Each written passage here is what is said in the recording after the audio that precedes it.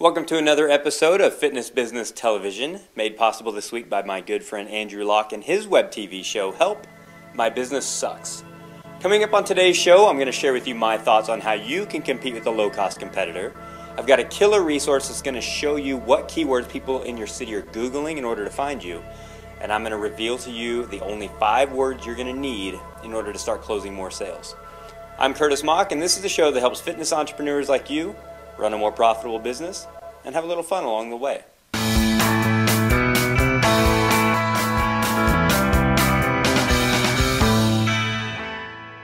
So I want to wish a very special Valentine's Day to all of the lovers out there. Hopefully you're cuddled up with your special someone right now. I did want to warn you though, this show, just like chocolate, has been shown to be a very powerful aphrodisiac. So don't say that I didn't warn you. Unfortunately, I don't have a young lovely to wine and dine me this year, so I will be cuddling up to my dog MJ and a good book. Fortunately for you guys, I am in love with helping you be successful, and in turn you've destroyed my social life and you should feel horrible about that. So on last week's episode, I told you guys that I set up a fan page for the TV show at fitbizonfacebook.com. Well, I am completely overwhelmed with how many of you who have become fans already. By the time you're watching this, there's going to be just over 200 people who've become a fan of the show. So I wanted to take a moment and say thank you for being a group that actually takes action. That's hard to do in this world sometimes.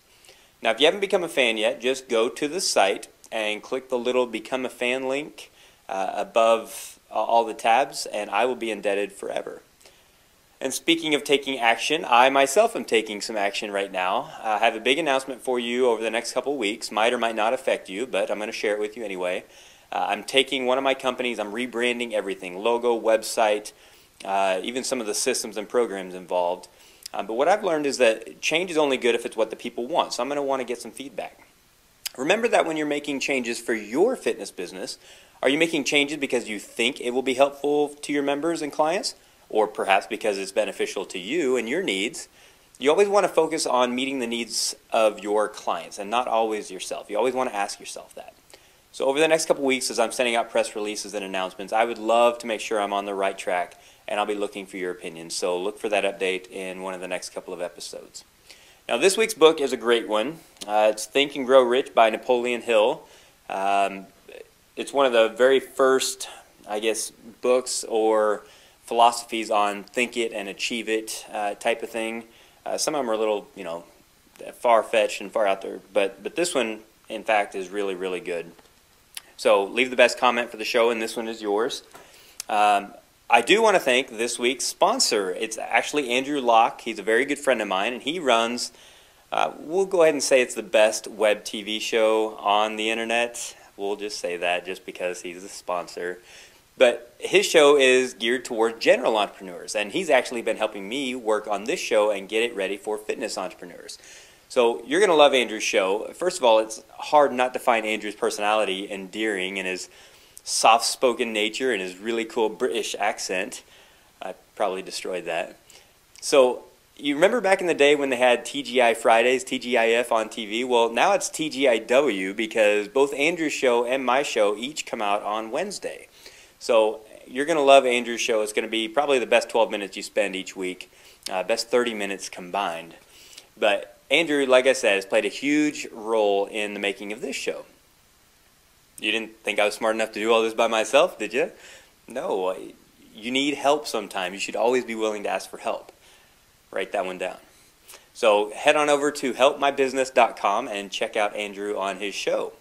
And now it's time for your questions again with Ask Curtis. So this week's question comes from Nick DeCare from Fusion Fitness Center. And Nick, I probably destroyed your name and I apologize. But Nick writes, Curtis, in the past year I have had 4 franchise fitness centers open up within 5 miles of my club. 2 of those clubs charge under $20 per month. Should I restructure my own membership prices to try and compete with these franchises? Well, this question probably has a lot of viewers' attention because I have a feeling a lot of you are dealing with this. Now, the low-cost model is for real, and it sucks for everyone who's in the mid-level multi-purpose arena. And in my opinion, a $10 membership, it completely devalues the service that we're providing people. We all know that it's worth more than that. But Like it or not, the low-cost model is for real, and it is the most profitable and probably smartest business model in our industry right now. It just sucks for most of us. Now, if you don't have a $10 business model in your town, I promise you it's on its way soon. So what do? How do you prepare? First of all, if you're going to try to match or beat the prices that they have, you're going to kill your own profit margins. But if you ignore the threat, you're probably going to lose quite a few members. I've seen a lot of gym owners have a knee-jerk reaction and immediately drop prices below that of the new competitor. I urge you not to do this. All it's going to do is land you in a price war, and obviously no one wins in a price war.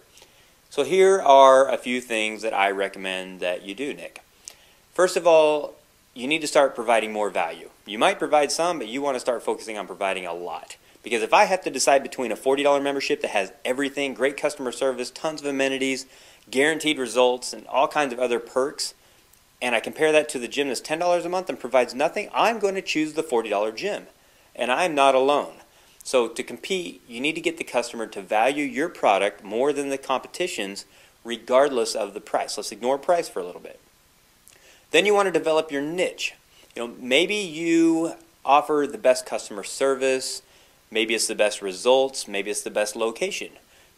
Whatever it is, you need to determine what sets you apart from the competition, and then you want to make sure you tell the entire world about it.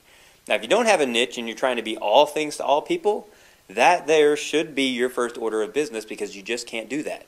People have to understand why they should spend more money at your facility.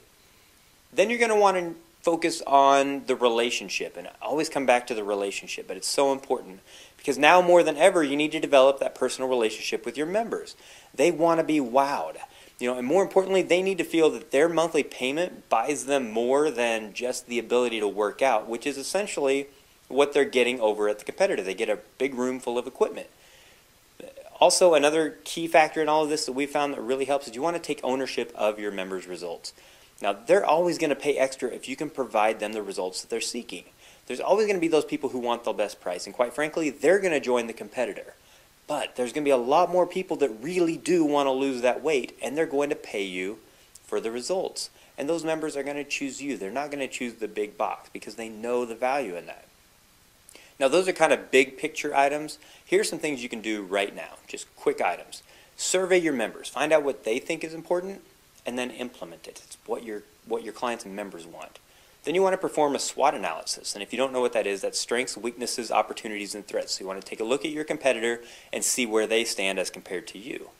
Then you are going to want to evaluate your own prices and make sure that your price matches the value that you provide. And you might even want to consider increasing your prices to compete with their low price. They're the low price niche, you're the high price niche. Then you're going to want to see what kind of resources you have that you can leverage. Your staff is the perfect place to start with this.